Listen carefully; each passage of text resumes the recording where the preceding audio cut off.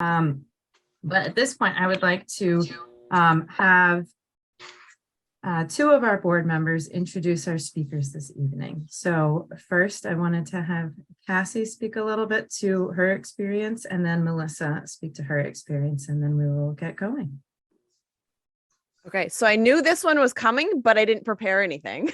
That's okay. That's okay. I had the pleasure of working with Andy and Hanji a couple jobs ago. I was working for Syracuse and coordinating NECAN, which was the Northeast Coastal Acidification Network. And we were looking to bring spotlight on ocean and coastal acidification in the region. There was not a lot of science behind it, and that was our mission. But it is like the most complex topic you could think of, probably, and really complex chemistry. I don't remember how we found you guys, but we ended up making it work. I think it was working with Esperanza Main Sea Grant. She was also on the steering committee. And I remember we had an office at Syracuse, and it was just a big wall, like a whiteboard. And my boss at the time, Rue, one day we were just like, all right, let's do this. We got out the Post-its and we got like markers everywhere, and we made a concept map. And that stems back from like the COSI days where they had this like concept map tool, and it's always stuck with me over the years as a way to try to organize these complex things. So, all right, I'm taking too much time with my story, but we did that. And then we brought the summary version of it to Andy and Andy made magic with it and made one of the videos that are featured on the website and all together, and the stickers to help us all understand this complex topic and why we need to do something about it. So that is my experience, and I'm really excited to kind of pay it forward and share it all with everyone else here at GOMMEA and forever after that, because it's recorded. So thank you both for being here and sharing with us your work, your story, your tips and tricks. Thanks for having us. Hi there, my name is Melissa Lucci. I'm a science teacher at Kennebunk High School, and I use Puckerbrush animations in my class regularly. I use them actually as an exemplar about how to communicate effectively about difficult topics, specifically related around science, communication, and climate change. My top four, I have a hit list. Sea level rise in Maine, my absolute favorite. A climate calamity in the Gulf of Maine, with the lobster pots heating up, and then acid in the Gulf, and of course, attacks of the green crabs. Their short animations are such an effective tool as an example, to communicate effectively about climate change. And what I love about your videos is that you do this naturally. I always have my students look at environmental topics through three lenses: the ecological lens, the economic lens, and the sociocultural lens. And you encapsulate the main culture in a clever and funny way. You get to the heart of the issues, and you clearly and concisely communicate what's going on. And I just thank you for giving me these tools in my classroom. They're super awesome. That is really wonderful to hear that, and that's the main reason why we made these videos and why we wanted to pursue this project, is so that we could give tools to teachers to teach this material. So I think we've got a slideshow. My name's Andy O'Brien, as we said, and this is... And I'm Hanji. Yeah. We're going to talk a little bit about the fact that we were actually terrible science students. And we were able to learn a lot of this stuff through the process of making it. And so do we want to make this full screen? I think we can do that, right? Yeah, there we go. Okay. So yeah, thank you, Cassie and Melissa and everybody here. It's just wonderful to be here and talk to educators. I pursued brief career as a teacher at one point in my career. So I have a lot of respect for all the stuff that you all do. And so, yeah, we live up in Mid-Coast, Maine, in Rockland, and our animation studio is Puckerbrush. We produce comedy cartoons just for our own entertainment, as well as a few other folks in Maine, as well as educational animation for a variety of clients. And we're probably most known around Maine for our series Temp Tales, which is sort of about the zany adventures of foul-mouthed Mainers living out on the islands. This is loosely based on my own experience working out on the islands for a number of years as a house painter and landscaper. But we also have created a number of environmental explainer cartoons for clients like NOAA, University of Maine and Louisiana Sea Grant, U.S. Geological Survey, and Council on Foreign Relations and some other folks. So I just wanted to talk about sort of our creative process and how we incorporate humor into serious topics like climate change, ocean acidification, sea level rise, and fisheries restoration. So I want to talk about a little bit about some of my influences as a writer. You know, I'm not an artist, but I've loved comics ever since I was a kid. And I especially liked these sort of slice of life cartoon comics like American Splendor by Harvey Pekar, Eye of Yop City by Margarito Boet, Persepolis, Mouse by Art Spiegelman. And these are all graphic novels that take serious issues, but they put a little bit of humor into it and a little bit of whimsy into some serious topics. You know, I started making comics when I was in high school to just pass around to my friends. And I tried to actually do comics somewhat professionally, or at least like publish my own comics, but I'm not a good artist. And so yeah, you can see what kind of artist I am. This was very rough, but this is how I tried to draw like my own kind of slice of life cartoons about living out on the island. Just a sec. Is the presentation shared on the screen? Okay, that's what I thought. 'Cause Oh, it shoot. says it's pause. Oh no. See if We can see your screen, but it says loading. Oh, weird. Or that's what I can see anyway. Okay, sorry about that. Let's try again.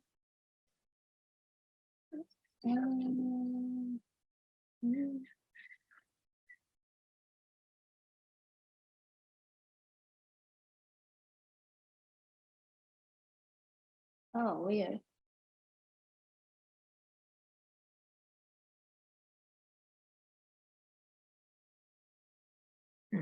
Sorry.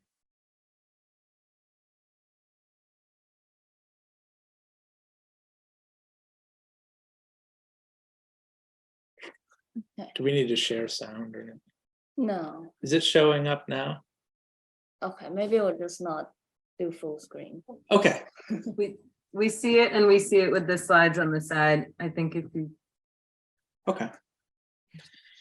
Oh, Does that show up? is it paused again? yeah, Yeah. it's paused again. All right, let's just Yeah, I'll just show it on the slide on the side. Great.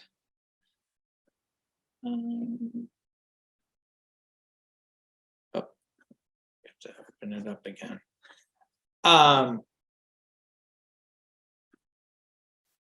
So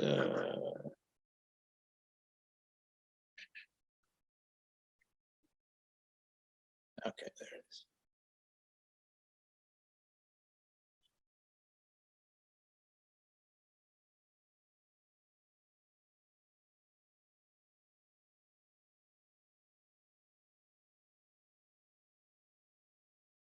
That show up? We're good. All right.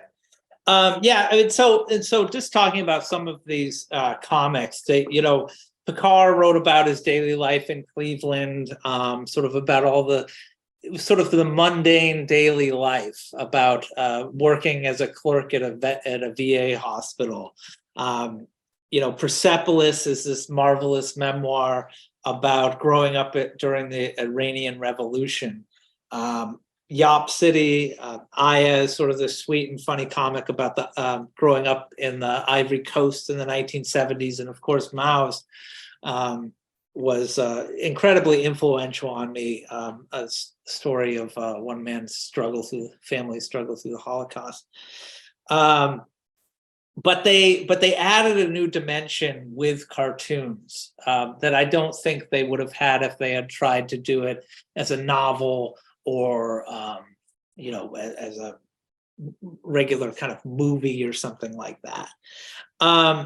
And so Hanji and I, you can go to the next slide. So this is sort of an example of my style of drawing. It's not very good. And I recognized very early on that I could never be a comic writer. And so fortunately, I met Hanji, who is an artist and a really good cartoonist, and we teamed up and started making our own comics. At that time, Hanji didn't have her green card, so she could work, and I was doing a lot of odd jobs like painting houses and mowing lawns and stuff. And so we did our cartoons about that, and that became Temp Tales. And so I had actually got my degree in teaching, but I couldn't find a teaching job. So I decided to just go and try to find a job that wouldn't consume much of my life, but I didn't have to think too hard, and we could just focus on writing our comics. And I ended up getting some inspiration through working at yeah, it's fine, you can go there. Working at a call center during a meat recall for Hannaford, and we ended up doing a video about that and went viral, surprisingly, and that sort of launched our career into animation. And from there, we ended up getting a lot of different commercial clients who wanted to sort of jump off our fame with our cartoon. You can go, Hanji. Yeah, and that's became Temp Tales. Okay, so my name is Hanji. I'm a Korean Taiwanese artist who hated science and math when I was growing up. So throughout my entire school years, the only subject that I was good at is art and English. And the reason I was able to do well in English is not because I'm some kind of language wizard. It's because I grew up partially in South Africa during the apartheid. So I was thrown into the environment, and I was able to learn the language through absorbing my surroundings.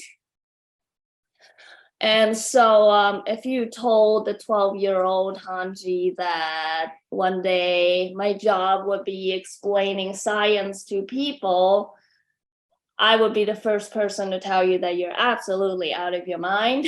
So tonight you'll be learning how I went from a traditional artist to become a science educator through art of some sort. So just like Andy, when I was young, I was really into cartoon and comics. And I too drew little comics in my journal. I'm not a writer. I was never good at writing. But I have found that drawing became my medium to express my thoughts. So here is a drawing of myself from when I was in 5th grade, being nervous about a math test coming up for the next day. So I come from a culture that celebrates testing. In Asia, we've had standardized testing for over 2,000 years, from entering school to entering workforces. So I understand that the US education system has a lot of room to grow. But for me, that comes from a country that everything is based on testing. I also do feel like, the high school in US feels more like a summer camp to me. When I look at it, I'm very envious of the students here. So we not only have testing for, typical subjects like math, physics, science, chemistry, English, we also have standardized testing for art to go to art school.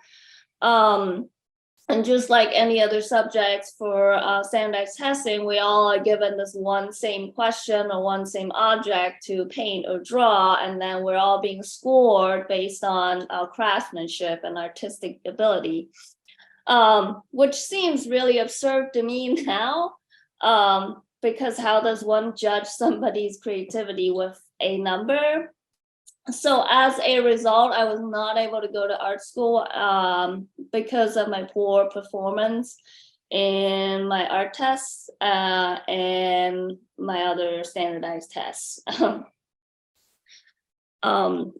here's the image of how the test is happening, and this is how they judge it. They just like spread it on the wall or on the floor and just judge who does the great painting. So when I was a kid, one of the most popular movie franchises is called The Happy Ghost. And the story is about this man from the Qing dynasty who participate in the national standardized test year after year, but could not pass the test. And as a result, he got so depressed and he ended up hanging himself in a temple. And then 100 years later, he comes back, start haunting these schoolgirls while they're doing tests. But don't worry, it was a comedy catered towards young audience. So it does have a happy ending. So I wanted to share the Happy Ghost story just to kind of give you an idea of how much this idea of testing is in our culture. This idea of learning and studying is only for the purpose for scoring for a test. Sorry, I lost my notes. So how much this is embedded deeply in our culture, and lots of damage has been done. As a result, you can see how much someone like me not only did not like science and math, but actually had this genuine fear towards it. And till this day, Andy can testify, till this day, almost at least once a month, I'll have these sweaty nightmare waking up about taking a test. So that is how much traumatizing it is for someone like me. More than once a month, I say. More than once a month, yes. So here is, I want to show a clip that I thought was kind of very relevant to what we're talking about today. Let's see if there's. I wanted to show. It's a movie from. It's a scene from a movie called Don't Look Up. So you can see the scientists trying to explain to the president about a comet gonna struck Earth. And I want to show this clip because I wanted to look at Leonardo DiCaprio's face. No, I'm just kidding. Just I want to show because this idea of, if even Leonardo DiCaprio cannot make science sexy, I don't know who else can. So a while ago, I was watching this documentary explaining this concept of the infinity. And in this documentary, they use this idea of the infinity hotel to explain the number of the infinity. And not only they did that, they also had this amazing kind of 1950s propaganda style animation to explain it visually. And when I was watching it, I thought to myself, you know, if math was taught this way when I was a little kid, I would not only be interested in that, I think I might even be good at it, maybe. Because I got so interested and I wasn't scared of it.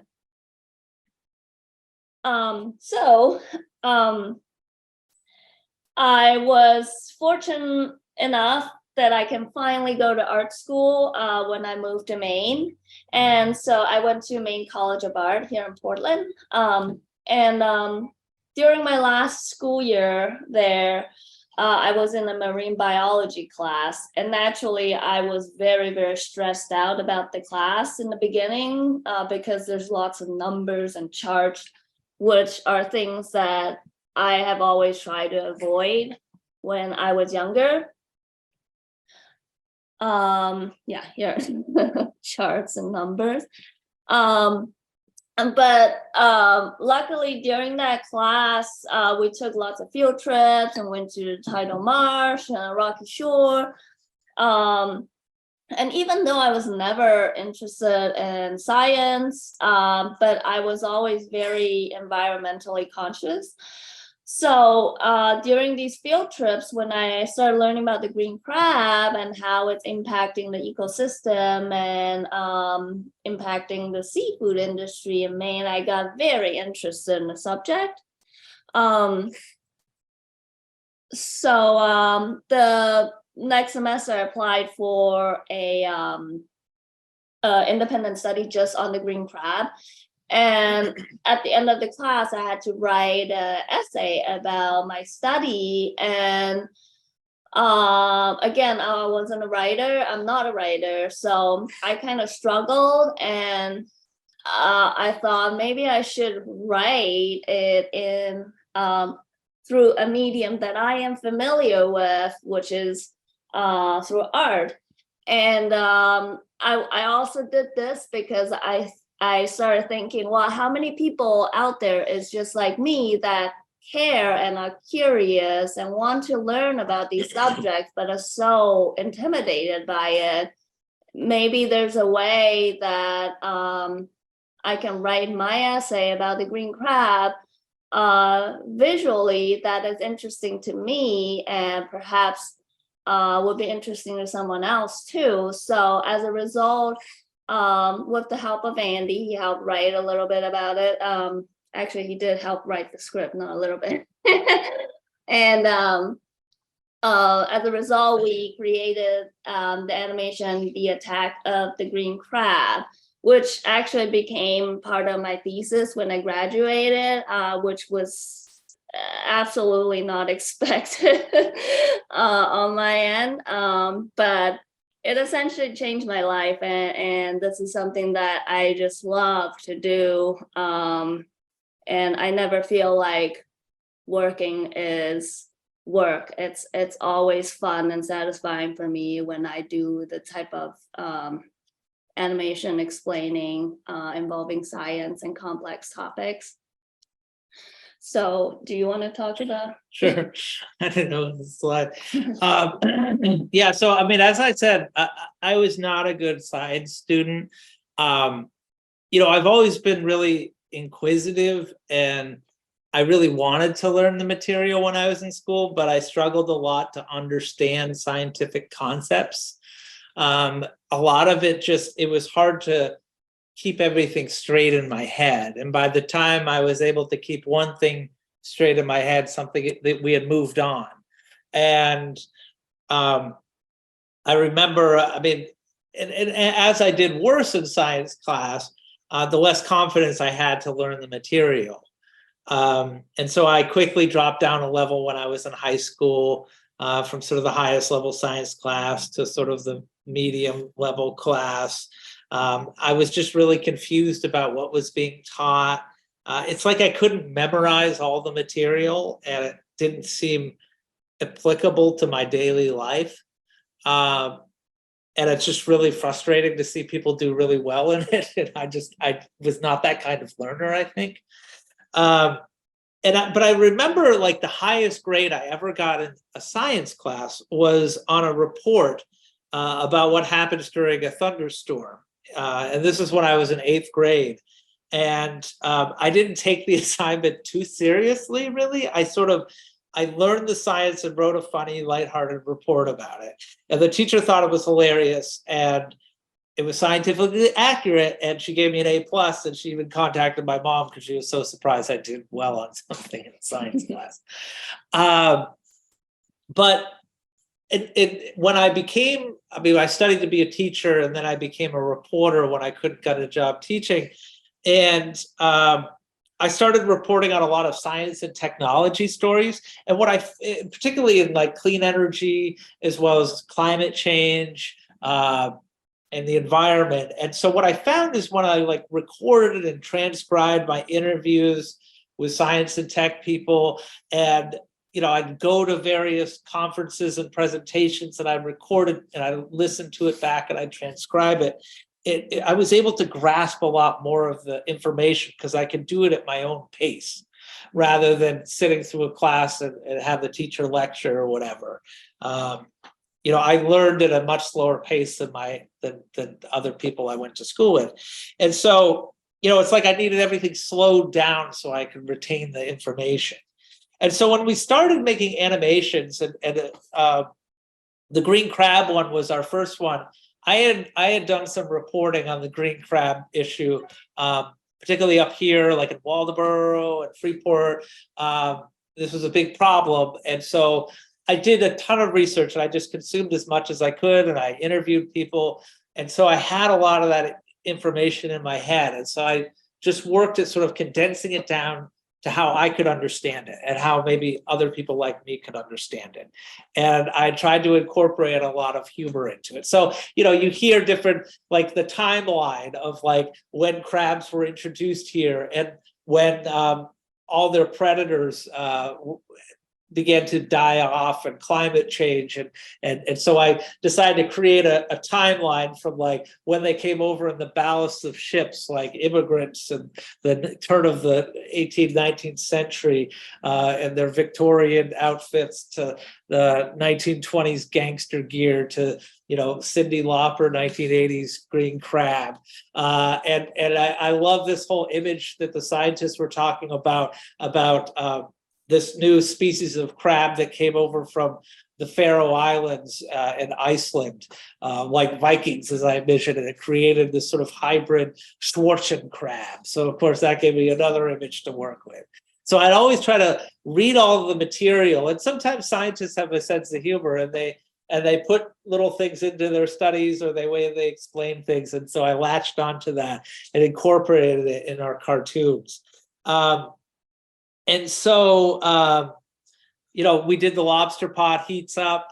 That was our second animation that I actually had a friend who worked at Sea Grant who is a fan of Chemtrails, and I presented this proposal to her to say, hey, let's do animations about the Gulf of Maine, and we'll put a Mainer twist on it. And we had sort of done a lot of that in our Temp Tales cartoons. It was about sort of everyday sort of working class Mainers. And so that's sort of the cultural aspect, which I think Melissa alluded to earlier, with the guy ice fishing and the lobsterman versus these lobsters that are just heating up in an ocean, in a body of water faster than 99% of the world's oceans. You can go next. And so acid in the Gulf, that was one that was particularly difficult for me because chemistry, I really had a hard time in chemistry because it wasn't something that I could see and feel and touch and necessarily observe. It was sort of a lot of memorization for me that I didn't really retain. So I started thinking about like, okay, they talk about, how we had the CO2 and the H2O, the water molecules kissing and creating this new molecule. And let's see if I can find the next one. Yeah, and also Carbonic acid. Yeah. so just wanted to talk about creating these images. Kind of going back to earlier with the green crab, how we come up with these images is just really linking whatever the whatever the VO is talking about, and then like the timeline, the year 1920, and then try to think of what we can link that to pop culture or something that everyone can relate to immediately, something that's iconic. So that's usually how I work to come up with these images. And the other thing, how I come up with images is because English is not my first language, so it is both a curse and a blessing. It's a curse because it's not my first language. It's a blessing because I sometimes would take words very literally. So when when it says carbon sink, I just immediately think, all right, this is a sink. So I'm gonna make carbon go in the sink. But surprisingly, it's an image that works, and it's an image that everyone can relate to and understand through my very kind of childlike, shallow view of what the meaning of that word is. You want to say? Yeah, I was just saying, like, sea level rise was one of these. We did this with the Island Institute, and this was an interesting one to work on because sea level rise is something we can observe that's happening around us. And so we had one of those like insanely torrential rainstorms, and our whole basement was filled up with water, and I was just imagining like, sharks and stuff swimming around it. So we of course had the Mainer going out to wrestle a shark in his basement. And sort of talk about regionally different parts of Maine and what they're known for. We had down east where we had heard about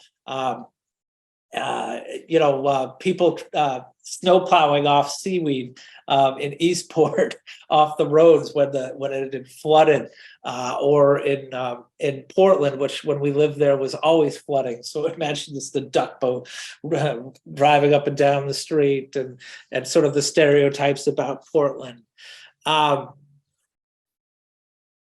This one, the one we did on the Atlantic salmon, was really fun. We started working with indigenous tribes on some of these animations because we want to talk not only about we as white people's connection to the environment and these natural resources, but it goes back much further than that. It goes to the indigenous people who've used to fish Atlantic salmon for thousands of years.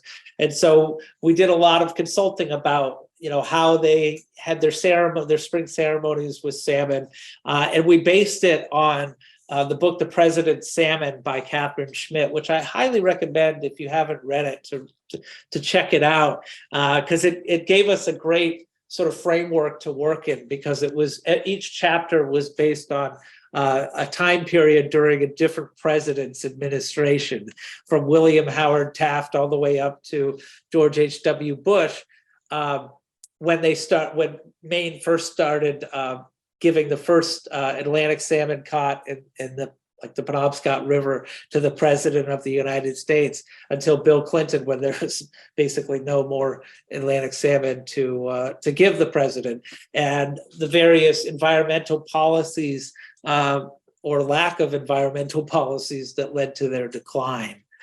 And another one we did, and just sort of like, we also did one recently on the sturgeon, which should be released soon. We worked with the Pamunkey tribe down in Virginia on, talking about their connection to the sturgeon, and and what happened with colonization and, you know, basically the capitalism to the sturgeon, and how and the efforts that fishing regulators at the federal level and the tribes are doing to restore the sturgeon. Yeah, so we'd like to end our presentation by just saying that we do have a lot of hope for the future. I now teach at Maine College of Arts. I teach college students, and I teach, there's also pre-college students from high school. And I am just so impressed by this new generation of young people, just how aware they are about everything that matters to the world right now, whether it's social issues or environmental issues. They are all on the right side of the history. And so, you know, and then you have these young activists like Greta Thunberg, and really kind of making this idea of caring about our planet a cool thing. Like, they made it cool. So I guess that for the future, if the world doesn't end, I think we're gonna have a really bright future. Yeah, I'd just like to end the talk by really highlighting this new generation of young people that I think with them, I do feel like the future is in good hands. Yeah, would you like to add? No, I just say that, like, you know, initially my thought was to try to reach some of our fans who watch Tales, because a lot of them are more conservative, and then I realized that it's actually who I should be trying to reach are their kids, because they're much more open-minded and they have a really big stake in this. And a lot of our fans have told us that our cartoons are the only cartoons they can show their kids. So, you know, that's good news. So thank you. Thank you. This has been wonderful. I think we're going to do a little exercise, right? Or Q&A. Or Q&A. Yeah.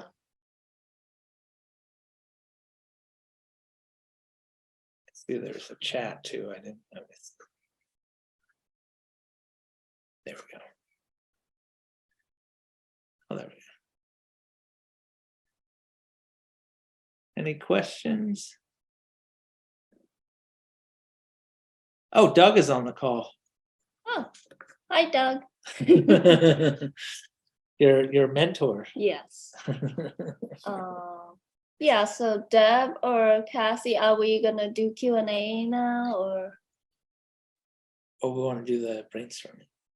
I have a question. Just when, if Yeah. I was trying to look for my raise hand thing and I gave up. It's been a long day. Sorry.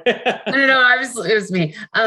When you were mentioning how you were like, how do you find the right people and groups to work with? You know, when you come up with an idea, like, what does that process look like? Like, and Yeah.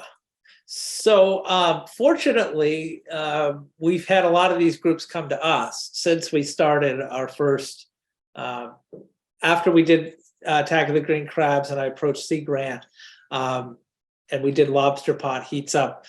We started to get other people contacting us, like Cassie, to do the Acid in the Gulf. And we've sort of connected through educators and scientists through Sea Grant and GOMMEA, and we judge a contest now for kids to do videos about science, climate change, ocean water. So it sort of worked out for us in that sense. Yeah, and you know, eventually we do have other ideas. Like, I would love to do something about seabirds, but it's like, where's the money? You know, the money is in the fisheries, right? and that's sort of where we focused. But if we could work with other organizations, like Island Institute has been doing a lot of education about sea level rise with the islands in Maine, so that was a good opportunity. Yeah, and I would also say that I feel like we are very, very lucky, that I always feel like we kind of are right place at the right time. Like 10 years ago when we first started doing animation was starting to boom in this industry. And we were, at the time, we like our friend who helped us get the lobster video.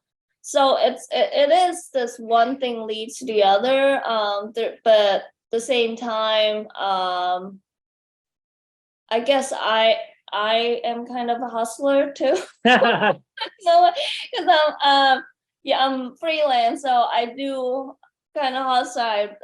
Anytime I see an opportunity, I will try to make the connection. And I almost never say no to a project if it's something that I feel like is something that we are passionate about or we support, even if there's not a lot of money involved.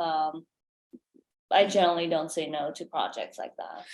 The other thing you asked about the process, and generally what will happen is we'll meet with the client and we'll sort of figure out what we want to do loosely, and then I'll say, okay, send me all of the information you have. I don't care how many studies it is. I don't care how many websites, links, or whatever. Just send it all to me. I'm just going to read it all and create some sort of outline. And from there, we'll share that. We'll talk. We'll have some other meetings, and then we'll meet with the scientists. Maybe to talk about a script. I'll write up a script, and then we'll work with the team of scientists to figure out. The problem sometimes is that scientists love to be like super accurate, and cartoons are cartoony. And so they'll be like, well, the sturgeon actually has the barbels, they don't have teeth, because we have like a grinning sturgeon. And we'll be like, yeah, but we showed that, and you can do it because it's a cartoon. So it's always sort of a little back and forth there, but it's a great process, and it's worked so far.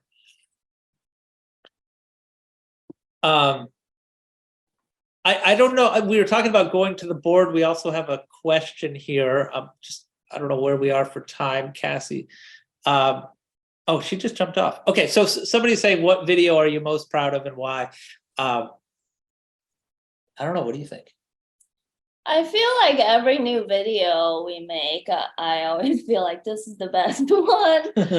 Because I feel like in the process we learn so much, and I feel like our skill is building throughout each videos.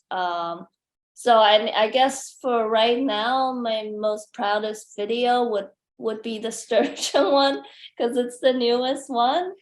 But it's not out yet, but that one has a lot of history involved, which is a subject that both Andy and I are really interested in. Yeah, history is fascinating to me, and I love to incorporate that whenever I can. I like Attack of the Green Crabs just because it's such a great concept to work with. I mean, whenever you have like an invading army of something, I mean, it just makes for a good cartoon, and I think Hanji did a great job. There's the jam board. When does the sturgeon come out? We just finalized it this week. I mispronounced the Pamunkey word, and I had to re-record it. I said the Pamunkey creator's name was Ahon, and they said, no, it's Ahon. So fortunately, I just had to record Ahon, and we're finally done. Yeah, and one last thing before we go to Jamboard is something Andy touched on earlier when he was answering the question about this idea of trying to make something interesting when scientists tend to think very linear, and so I feel like I see this a lot with art students is and also because we judge that contests with young people doing art, we talk about science. So I feel like I see a lot of artists when they're tackling complex subjects. Many times the artwork there's so much deep meanings to it, and there's nothing wrong with it. But if you are trying to get the message out to a broader audience, you really have to make it more mainstream, something that people can understand. Otherwise, you just end up preaching to the choir. Like I would see these amazing artworks hanging in the building at Mecca, talking about homeless issues, but it's so it is done in such a conceptual way that I feel like the people that the artist is trying to communicate to is really not going to be able to understand it, or just don't have the time to even want to understand what the artist is saying. So for us, at least for me, when I approach projects, I always have this mind of not only I want this message to be so easy, old people, young people, a 4-year-old can understand, but the most important thing for me always is, even if they don't like the message, or they don't get it, or are against it, at the least I want them to leave feeling entertained. I want someone to get at least something out of it. I don't want them to just say, what is this? I don't like it, and walk away. I want them to at least get something out of it. If they don't like the message, at least they're entertained.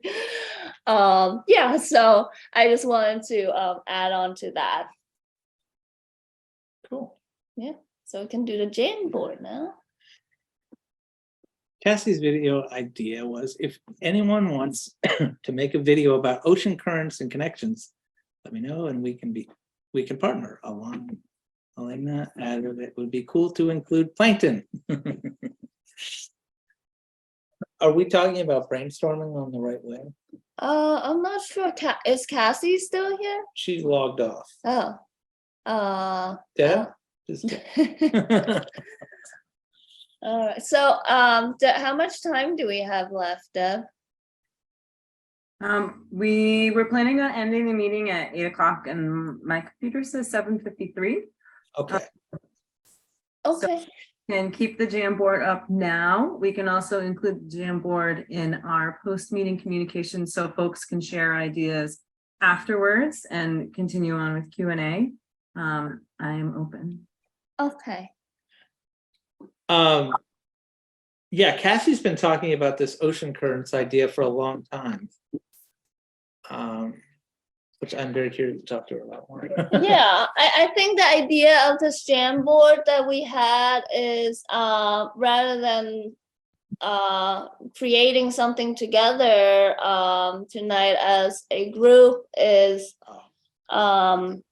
we're thinking of maybe just kind of do this brainstorm session, which is what we do when we come up with these videos, to just throw in any idea you come up with, anything that's relatable, fun, that can get to people. Yeah, so that's sort of the idea of this Jamboard we're gonna do. Yeah, the right whale one is an interesting one, because it's just so politically charged. I think I drive on my way to work past this giant billboard on Route 17 that says, "Eat it, Noah," with a lobster on it.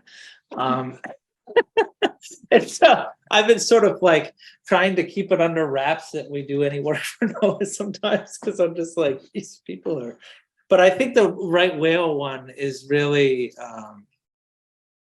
important in how we and how we communicate it and how we talk about it. If there are any subjects you avoid, oh, that's an interesting question. Subjects. Yeah, we are there any avoid? subjects we avoid? Anything that is, I guess, it's not in like climate or just. Well, we've been asked to do, we've been approached by various conservative organizations to make videos that we don't agree with. Yeah, yeah. So we would avoid anything that we don't agree with, like anti-vax or. Yeah, there's somebody wanted Pro-gun. us to do like an anti-vaccine video, like the conservative host Howie Carr wanted to be on our cartoon, and I was like, no, you've done everything you stand for, I disagree with. If you could do something, that would be huge. Yeah, alewives. Yeah, alewives. I really wanted to do something broadly on sea run fish. We did, salmon and sturgeon. American eels. I would like to do one on what's that? What's that fish with all the teeth that get? It's like an eel. Is it an eel? I'm trying to think of what. Everybody's like terrified of it, and it was like they wanted to allow passage for these fish into lakes, and people were freaking out. Not monkfish, it's a lamprey. Lampreys. I think it might have been a lamprey, yeah. And like, I was watching a legislative hearing, and there are all these people who own property on the lake that thought that like it was going to turn into this like lake full of like piranhas or something if lampreys were allowed in. They were going to eat their kids or something because they look kind of scary. So I thought about doing something to rescue the lamprey's image. The history of the cod fishery. That's interesting. That's a really interesting one. Yeah, I think anything that touches on like culture stuff, I am super interested. Can I ask like an unrelated question, but I'm curious about where do you find that you get the most views? Like what social media platform? Like, because I feel like sorry, what? No. Just like I don't know because I don't really like. Are you on TikTok? Like, are the youth sharing them on? Like where do you see that you're getting the most views? So when we started out like 10 years ago, obviously YouTube was the place to be.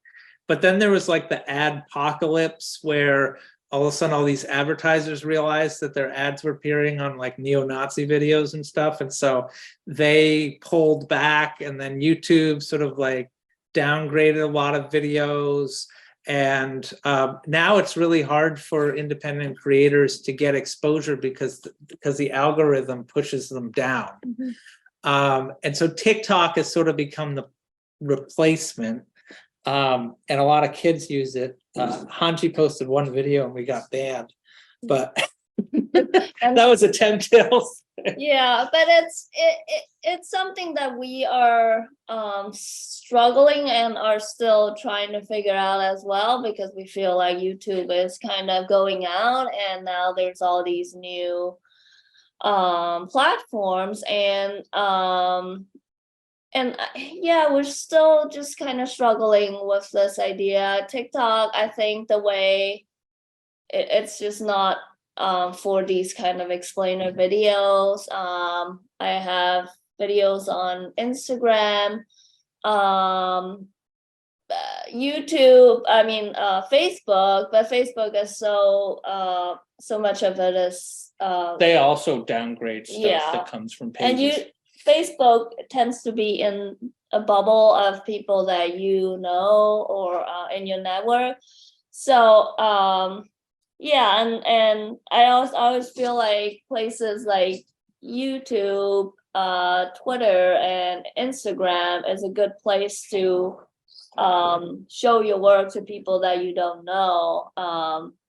The problem is that with a lot of this stuff, and I talked about this with other creators, is that they become so corporatized that in the beginning they were much more conducive. It was more sort of the Wild West where you could create something original and it would have a much better chance of going viral and seeing more eyes.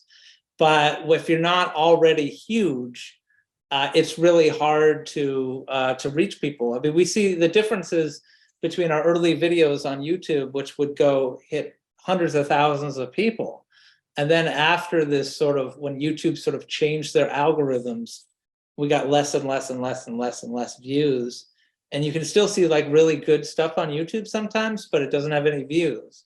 And that's just the way they've sort of, they favor like large, sort of corporate producers and music artists and stuff like that. It's very frustrating. It would be nice if something else took its place. Plastic, great idea in balloons, especially Maine. Finally made it illegal to do mass balloon releases. Oh, we are doing something with plastic right now with NRCN. Yes, we are working on a video with Natural Resources Council of Maine about the new EPR for packaging law, which requires that large packaging producers pay their fair share of the packaging waste that they produce. You might have heard about it in the last campaign. LePage called it a grocery tax, which didn't really catch on. I just getting back to the cod fishery, I mean, I think that's a fascinating study of the impact of colonization and industrialization on the environment and on the fisheries. And I would love to also the comment about indigenous people and their culture and their connections to the environment. I think it would be great to build more connections with indigenous people in Maine. The Atlantic Black Project, Upstander Project does some great work in elevating the voices of indigenous people in Maine. If you haven't seen it, you should check it out. They did a good video on bounty, which was about the bounties that the white colonists put on Penobscot men, women, and children during the colonial Indian Wars. But yeah, it would be great to talk about sort of their connection, and it's just voices that don't get heard very often. I think we're sort of out of time, unfortunately. Was there anything else we missed on that? Actions people can take to help reduce emissions. Sometimes I think also, just I want to say, like, I think it's hard with certain clients sometimes to really get to the root of the problem and say, like, this is what we need to do. If you're working for like the federal government, you can be accused of politicizing things, even though it's a very political issue like climate change. And when we judge our students' videos, there's a lot of this sort of personalized view of what you need to do. Like, oh, if everybody just recycled, we could solve climate change, or get solar power, whatever it is like individual decisions, which, the sort of individualization of everything is how we got here, and we need collective solutions. And I think that that's one of the challenges sometimes with certain clients who maybe don't want to talk about that as much. Yeah, and speaking of the judging the contest, one thing that I always like to bring up is all these young kids, they're so creative. And I often find that, well, for me personally, I tend to give these kind of underdogs higher scores. Like the winners are these amazing, smart kids that do these interpretive dance and writes this poem. And this one video that that got stuck in my head from a few years ago is these two young boys. They probably got thrown into doing this project And The class clowns. yeah, it was just a funny video of them like doing sock puppet, and then like in the end they did this baby shark. Yes, both see ocean awareness. Yeah, and for me, like I always feel like, and obviously I don't think those boys won anything, but for me, I feel like those are the type of kids that we really want to encourage to keep being curious and be involved, because the student that did interpretive dance that wrote the poem, they're gonna go on and grow up to do great things, and they're gonna be involved regardless of winning the contest or not. But the shark bros, as we call The shark them, bros, yeah. are Like the sharks. kids that we really want them to continue to be part of the conversation and not shut them out. Like these are the people that we're trying to get to be interested in the subject. So I always like to bring up that story about those boys when we talk about judging. And before we go, I just realized looking I know it said Paul LePage in the end and in the background. Oh. It's a joke. It's Oh no, you can't see him. Oh, it says that at the top. Yeah. yeah.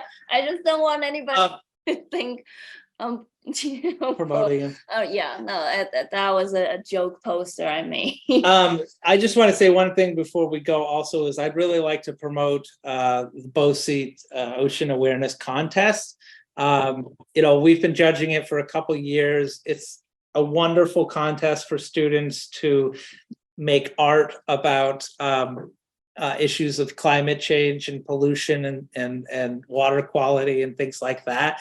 There's a lot of kids from all over the world who do it, who are incredibly talented, from Asia and the Middle East and all over. But I haven't seen many people from Maine. So I would, if you know anybody who might be interested in this, I encourage, any teachers or whatever, I encourage them to let their students know about it, because it's really a wonderful thing. And the last contest we judged was a funny thing about climate change, which was, there were just some really great submissions from kids about that. It's sort of incorporating humor into their climate change videos. So thank you so much for having us. It's been a real pleasure. Thank you so much, and thank you everybody for coming. And I just wanted to, that funny thing about climate change, the lecture is listed on GOMMEA.org Puckerbrush website. So that's one of the things that we're so glad that we can help share all of that work that you do. Perfect. Thank you so much. Thank you, everybody. And we'll follow up email and have a wonderful rest of your evening. Thank you. Thank you. Great presentation. Thank you. And thanks, Deb. Thanks, everyone. Take care.